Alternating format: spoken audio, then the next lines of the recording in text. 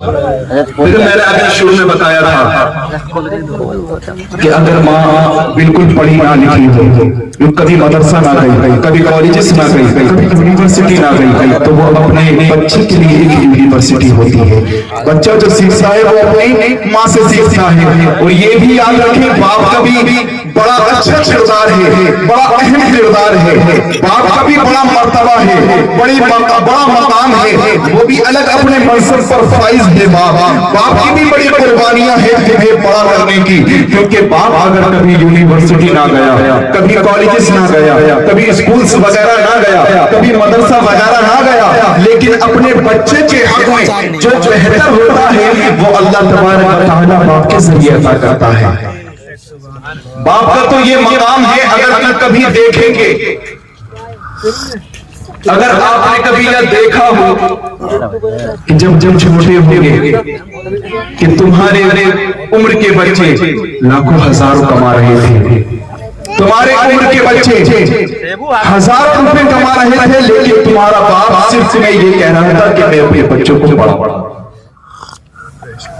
باپ کا یہی اہم کردار ہے، بڑا کردار ہے باپ کا۔ باپ کی بڑی قربانیاں ہیں کہ جب عید آنے لگتی ہے باپ کے سر میں ٹینشن ہونے لگتی ہے، کیوں کہ بچے میرے اتنے ہیں، 5-6-7 تک میرے بچے ہیں، اب ان کے لیے عید کے کپڑے بھی بنانے ہیں، ہر بچے کی الگ خواہش پوری کرنی ہے۔ تم یاد رکھنا، اگر تم نے کبھی خواہش کی ہو اپنے باپ سے، کبھی فرمائش کی ہو اپنے باپ سے، اور تمہارے باپ نے اس کو منع کیا ہو، تمہارے والد نے اس کو انکار کر دیا ہو، اور تمہیں جچیلا کر دیا ہو انکار کرنے کے باوجود، کیونکہ تم نے اس سوال کا جواب یہ کہہ دیا تھا کہ اگر میرا باپ مجھے یہ اس فرمائش کو پورا نہیں کرے گا، یا میرا باپ مجھ کو یہ جوتے وغیرہ نہیں لا کر دے گا، یا موبائل وغیرہ نہیں لا کر دے گا، تو میں تب تک کھانا نہیں کھاؤں گا، میں تب تک بھوکا رہوں گا۔ اللہ اللہ، اگلے ہی دن تمہارے والد نے وہ تمہیں موبائل لا کر دیا، اگلے ہی دن تمہارے والد نے وہ جوتے وغیرہ لا کر دیے، اگلے ہی دن تمہارے والد نے وہ رینجز وغیرہ لا کر دیے، اگلے ہی دن تمہارے والد نے تمہیں وہ کپڑے لا کر دیے، اگلے ہی دن والد نے وہ فرمائش پوری کر دی۔ اور یاد رکھنا، باپ نے فرمائش پوری کی تھی، اس کی آنکھوں میں آنکھیں ڈال کر یہی دیکھنا کہ اس نے کس طریقے سے کمایا ہوگا، اس نے کس طریقے سے اس کو خریدا ہوگا، کس طریقے سے تمہاری فرمائش پوری کی ہوگی۔ یاد رکھنا اس بات کو اور غور کر لینا، باپ کی بڑی قربانیاں ہوتی ہیں۔ جو بیٹے کہہ دیتے ہیں کہ تم نے میرے لیے کیا ہی کیا ہے، تم نے میرے لیے کیا ہی کیا ہے، یہ بڑا اہم سوال ہے۔ لوگ بہت بولتے ہیں اپنے باپ سے، تم نے ہمارے لیے کیا ہی کیا ہے، ارے تجھے اتنے سے اتنا کر دیا، اتنا بڑا کر دیا، یہ تیرے باپ کی ہی قربانی ہے، یہ تیرے باپ نے ہی کیا ہے۔ باپ کو ایسا ہے اگر دھوپ میں کھڑا رہے لیکن بیٹے کو پکڑ نصیب کرتا ہے۔ ابھی مولانا صاحب یا مفتی صاحب سے پوچھیں، ان کے بھی برابر کے بچے بڑا کما رہے ہوں گے، جب وہ اس عمر میں مدرسے میں پڑھ رہے تھے، وہ اس عمر میں دال روٹیاں کھا رہے ہوں گے۔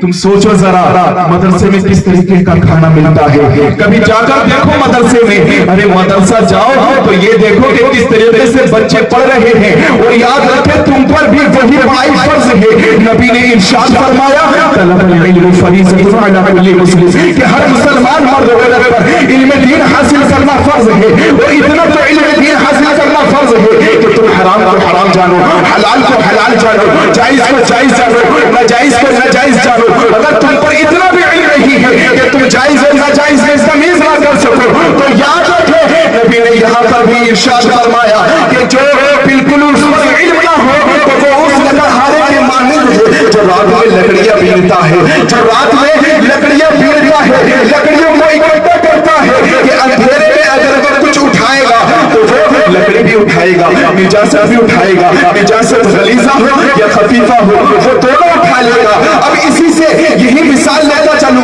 اگر جب اجالا ہو جائے گا، اس لیے نبی نے ارشاد فرمایا العلم نور، علم روشنی ہے۔ نبی ارشاد فرماتے ہیں العلم نور، علم روشنی ہے۔ اس کی مثال بتاتا چلوں، اگر وہاں پر وہ لکڑہارا رات میں لکڑیاں بین رہا ہے تو اگر وہاں پر روشنی چل جائے تو اس سے پتہ چل جائے گا لکڑی کہاں ہے، گوبر کہاں ہے، نیند کہاں ہے، نجاست کہاں ہے۔ اس لیے نبی نے وہاں پر ارشاد فرمایا طلب العلم فریضۃ علی کل مسلم، کہ ہر مسلمان مرد و عورت پر علم دین حاصل کرنا بے شک سبحان اللہ. اور آج کل جو ہمارے اسلام کے معاشرے کو چھوڑ کر جو تو غیروں کے مذہب پر عمل کر رہے ہیں، اپنی شادیوں میں ڈی جے باجے بجانا، بینڈ باجے بجانا کس کا طریقہ ہے؟ آپ خود سوچیں ذرا، کس کا طریقہ ہے؟ آف کورس یہ یہودیوں کا طریقہ ہے، یہ یہودیوں کا طریقہ ہے. اور تم اپنی شادیوں میں اس طریقے سے نبی کی سنت کے خلاف یہ کام کرنے کے بعد نکاح کے بعد یہ دعا کرتے ہو کہ ان دونوں کی عمر میں برکت ہو یا ان دونوں میں محبت پیدا ہو. ارے کس طریقے سے محبت پیدا ہوگی؟ تم نے نبی کو ناراض کر کر اپنی شادیاں کی ہیں، نبی کو ناراض کر کر تم نے ان دو جوڑوں کو ملایا ہے، تو کس طریقے سے ان میں برکتیں ہوں گی؟ یار وہ شعر ہے نا کہ پہلے کا مسلمان تھا جو جنگ میں جاتا تھا قرآن اور شمشیر کے ساتھ، لیکن آج کا مسلمان ہے جو فلم دیکھنے جاتا ہے، جو فلم دیکھنے جاتا ہے بیٹی اور خورشید کے ساتھ.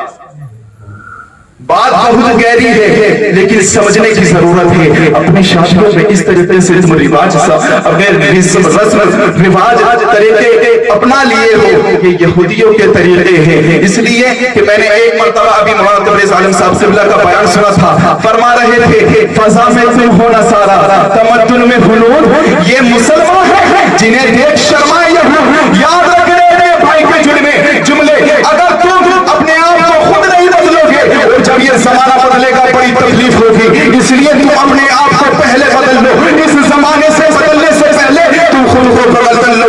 اگر تم خود کو نہ بدلے گے تو رب تعالیٰ تمہیں کبھی نہ بدلے گا. اللہ اللہ، کیونکہ رب تعالیٰ کا ارشاد ہے رب تعالیٰ اس قوم کو کبھی نہیں بدلتا جس کو خود کو بدلنے کی فکر نہ ہو.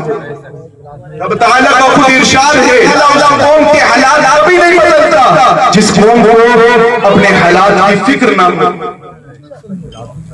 اگر تم خود کو نہیں بدلتے، دوسروں کے مذہب پر عمل کرتے ہو، فیشن تمہارا دوسروں کا، ہیئر اسٹائل دیکھو یہودیوں کا، تمہارے کپڑے لباس بالکل دوسروں کے مذاہب کے ہاتھوں میں کڑے. ایسی ہی میں نے شریف پوچھ لیا، ہاتھ میں کڑا تھا، مسجد کے باہر کھڑا ہے، میں نکلا اور میں نے کہا کیا بھائی مسلمان ہو؟ کہا الحمدللہ میں مسلمان ہوں. کہ کس طریقے کے مسلمان ہو؟ ادھر میں نماز پڑھنے کے بعد باہر نکلا ہوں، تم جماعت میں شامل نہیں. حضرت میں ناپاک ہوں کہ میرے بھائی مجھے تقریباً 1.5 سال یہاں پر مسجد میں ہو گیا لیکن تم ایک دن بھی نہیں آئے ہوئے، یہاں تک کہ جمعے میں تک نہیں آئے ہوئے. کہاں پر تھے؟ میں باہر بھی نہیں تھا لیکن اپنے کام کا بزی تھا. اس طریقے